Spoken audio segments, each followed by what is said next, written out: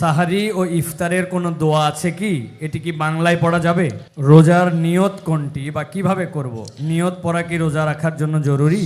রমাজানে কখন দোয়া করলে দোয়া কবুল হয়?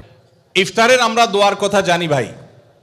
ইফতারের একটা কমন দোয়ার কথা আমরা জানি, আরেকটা দোয়া আছে আনকমন, যেটা আমরা জানি না। দুইটা দোয়া আমি বলছি। এক নম্বর হলো ইফতারের দোয়া, যেটা কমন আমরা জানি, সেটা হলো আল্লাহুম্মা লাকা সুমতু আলা রিজকিকা আফতারতু। এই দোয়ার অর্থ হলো, হে আল্লাহ, আপনার জন্য আমি সিয়াম সাধনা করেছি, রোজা রেখেছি, আর আপনার উদ্দেশ্যেই আমি ইফতার করেছি, অর্থাৎ আপনার নির্দেশের পালনার্থে আমি ইফতার করেছি। এই যে আল্লাহুম্মা লাকা সুমতু আলা রিজকিকা আফতারতু, এটা ইফতারের একটা দোয়া। আরেকটা দোয়া হলো যাহাবা যামা ওয়াবতাল্লাতিল উরুক ওয়া সাবাতাল আজরু ইনশাআল্লাহ। অনেকে এটা জানেন মাশাআল্লাহ। যাহাবা যামা ওয়াবতাল্লাতিল উরুক, আমার শিরা উপশিরাগুলো সব সিক্ত হয়ে গেছে। ওয়া সাবাতাল আজরু ইনশাআল্লাহ, এবং আল্লাহ চাহেন তো এই রোজার বিনিময় আমার জন্য অবধারিত হয়ে গেছে। এই যে দোয়া ইফতারের, এটা কি ইফতারের আগে করবেন, না মাঝখানে করবেন, না শেষে করবেন? কি বলেন, ইফতারের আগে না শেষে? যারা যারা আগের পক্ষে তারা হাত তোলেন। মাশাআল্লাহ, বহু লোক। ভাইরা আমার, এই দোয়া ইফতারের পরে করবেন, আগে না। অনেকেই এই ভুলটা জানেন। অনেকে মনে করেন যে আগেই করতে হয়, আগে না। ইফতারের দোয়া কখন করবেন? ইফতারের শব্দের অর্থের দিকে খেয়াল করলে তো দেখতে পারেন, পিপাসা দূর হয়ে গেছে, শিরা উপশিরা সিক্ত হয়ে গেছে। এটা কি ইফতারের আগে হয় না পরে হয়?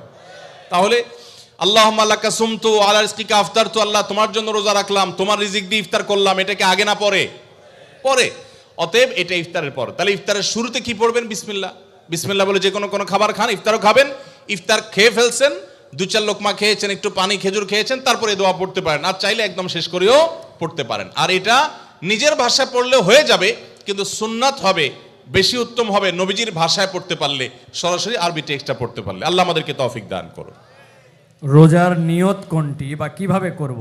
নিয়ত পড়া কি রোজা রাখার জন্য জরুরি? নিয়ত তো সমস্ত ইবাদতের জন্য জরুরি, কিন্তু নিয়ত করা জরুরি, নিয়ত বলা জরুরি না। নিয়ত করা এক জিনিস, আর নিয়ত বলা আরেক জিনিস।